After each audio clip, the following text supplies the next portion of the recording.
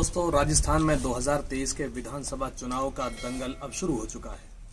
नए नए चेहरे सामने आ रहे हैं, लेकिन हमारे साथ अब जुड़ रहे हैं कांग्रेस पार्टी के टिकट के दावेदार हैं सी मुख्तार साहब, जो कि कांग्रेस पार्टी से पक्के टिकट के दावेदार हो रहे हैं। हम उनसे बातचीत करेंगे कि किन मुद्दों को लेकर वो मैदान में आए हैं और क्या सोच समझकर उन्होंने चुनावी अखाड़े में कदम रखा है। जी मुख्तार साहब, सबसे पहले तो आपका हमारे न्यूज़ 93 मेवा चैनल में स्वागत है।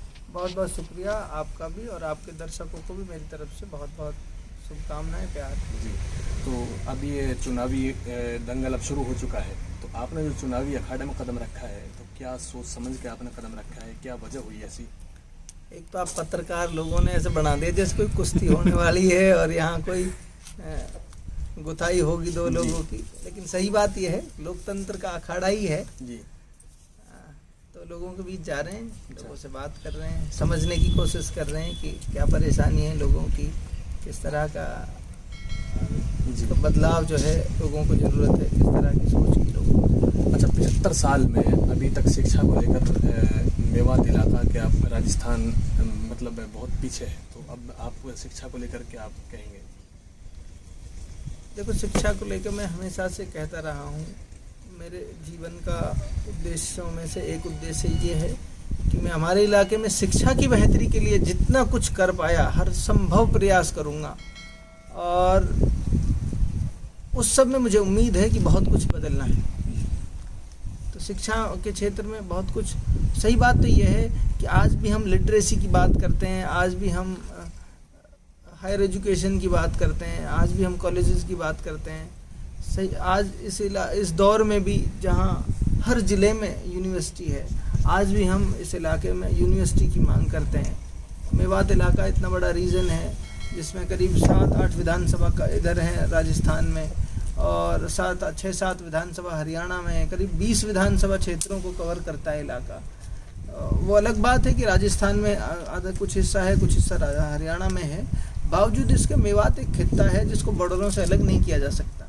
इतने बड़े इलाके में कोई यूनिवर्सिटी आज भी नहीं है, कोई हायर एजुकेशन का बड़ा इंस्टीट्यूट नहीं है, और उसका ही वो परिणाम ये है कि एजुकेशन पे चर्चा नहीं है, एजुकेशन पे बात नहीं है, और लिटरेसी रेट की हम बात कर रहे हैं जबकि देश चांद पे पहुंच जाने की खुशी मना रहा है। हम कह रहे हैं हमारे यहाँ लिटरेसी रेट कम है, मतलब लोग साक्षर नहीं है। आप सोच के देखिए, लिखना और पढ़ना सिर्फ 30% से भी कम लड़कियों को आता है मेवात इलाके की माइनॉरिटी की, 30% से कम। 70% लड़कियां ऐसी हैं जिनको लिखना पढ़ना ही नहीं आता।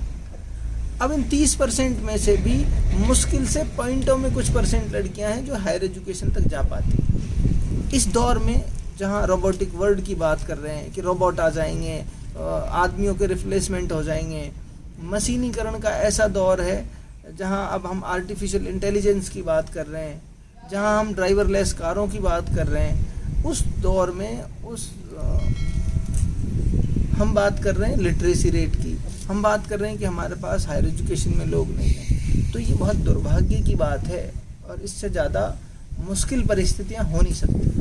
अच्छा, हम गांव-गांव जा रहे हैं, लोगों की राय जान रहे हैं कि अब विधानसभा चुनाव में कौन किसको वोट करेगा या क्या मन में है लोगों के, तो लोग कह रहे हैं कि भाई सीएम मुख्तार पर किस तरह से भरोसा जताएं, तो आप क्या कहेंगे इस बारे में? देखो, भरोसा जताने के लिए मेरी पिछली 4 साल, 5 साल, 8 साल, 10 साल की जो जिंदगी है वो किस तरह की रही है। आज तो मैं चुनाव लड़ रहा हूँ, लेकिन जब मैं चुनाव नहीं लड़ रहा था, जब मेरी एजुकेशन का पीरियड था, वो बताता हूँ मैं आपको। सन 2011 से लगातार, और उससे भी पीछे चले जाओ सन 2010, हाँ सन 2011 में मेव प्रतिभा सम्मान समारोह के नाम से एक प्रोग्राम होता था, और उस प्रोग्राम में मैं दरी बिछाने से लेकर और माइक संचालन तक, मतलब सब छोटे से छोटा, और माइक संचालन क्योंकि प्रोग्राम को पूरे को संचालित करते थे हम, उसकी सारी व्यवस्थाएं देखते थे, सिर्फ इस सोच की वजह से कि यार कुछ बदलेगा तो पढ़ने से बदलेगा। 2011 12-15 साल पुरानी बात कर रहा हूँ मैं। और आप चले जाओ, जब हम 12th में थे, गांव के स्कूल, हमारा 8वीं तक का स्कूल था, गांव के स्कूल में 8 टीचर लगे हुए थे, उनमें से सिर्फ 1-2 टीचर आते थे। टीचरों की मांग को लेके हम 12वीं में जब थे, जब हमने जाम लगा दिया था काम हम बच्चों को ले जाके, तो एक अवेयरनेस थी और जहन था तब से ही हमारा कि भाई हम हमारे इलाके में अच्छी एजुकेशन की व्यवस्थाएं होनी चाहिए, उनसे चीज़ें बदलेंगी। फिर जैसे जैसे आगे बढ़ी चीज़ें, सन 2013 में मुझे अच्छे से याद है, और वो पब्लिक डोमेन में है वो चीज़ें। आज भी मेरी सोशल जो अकाउंट है, सोशल मीडिया के जो अकाउंट हैं, उन पे वो ऑनलाइन अवेलेबल हैं। सन 2013 में जब इलेक्शन आ रहे थे, उस पीरियड में माननीय नटवर सिंह जी और माननीय वसुंधरा राजे जी कामा आई थी, उनको बकायदा पूरे मेवात के बारे में एक मेमोरेंडम दिया था हमने, और उनकी सारी परिस्थितियां उकेर के दी थी कि भाई आप लोगों की क्यों नज़र नहीं है। कभी आप ये वसुंधरा जी हैं, कुछ पीरियड एक पीरियड के लिए आदरणीय अशोक गहलोत जी हैं, आप चेहरे तो बदल जाते हैं हर 5 साल में, लेकिन हमारे इलाके की स्थिति जस के तस रहती है। हमने पूरा मेमोरेंडम दिया उनको, उनसे हमने मांग की कि हमारे इलाके में यूनिवर्सिटी बने सन 2013 में।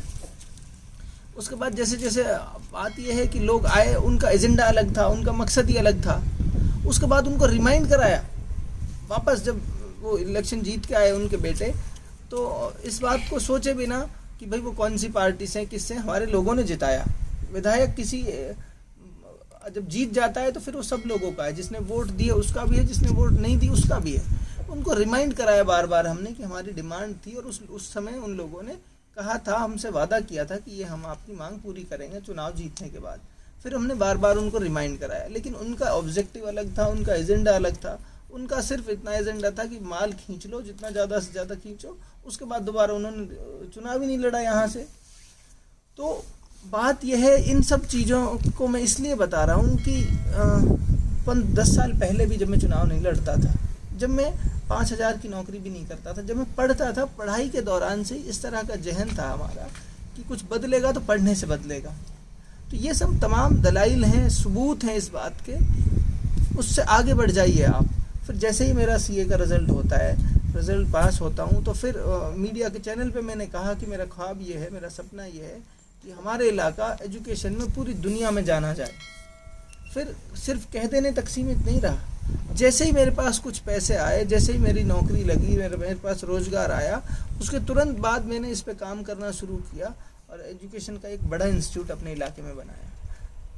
मेरी सोच, मेरा नज़रिया इस बात से पता चलती है कि मैंने ये बनाने के बाद, ये जो बनाया, इस पीरियड में मैंने घर बनाने पे खर्च नहीं किया। घर आज भी वही घर, उसी घर में रहता हूँ जिस घर में मेरे वालिद साहब रहते थे।